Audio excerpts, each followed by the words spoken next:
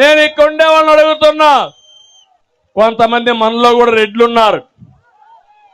నేను అడుగుతున్నా, ఈ రెడ్లు ఎవరికైనా న్యాయం జరిగిందా మీకు? కానీ నలుగురికి జరిగింది. ఆ నలుగురు పెద్దిరెడ్డి, సజ్జల్ రెడ్డి, సుబ్బారెడ్డి, సాయిరెడ్డి, ఇక్కడుండే మీ ఎంపీ రెడ్డి. అంతే కదా? ఇంకా ఇక్కడుండే మా తమ్ముళ్ళు యువత, మీకు ఉద్యోగాలు వచ్చాయా తమ్ముళ్ళు? రైతు మీకు న్యాయం జరిగిందా? మీకు ఎవరైనా కాంట్రాక్ట్ చేసి వాళ్ళకి డబ్బులు వచ్చాయా? మీకు 95,000 కోట్ల రూపాయలు కాంట్రాక్టర్లు బిల్లులు బకాయిలు పెడితే 43 మంది ఆత్మహత్యలు చేసుకుంటే దీంట్లో సగం మంది రెడ్లే ఉన్నారు. బాధ అనిపించదా మీకు?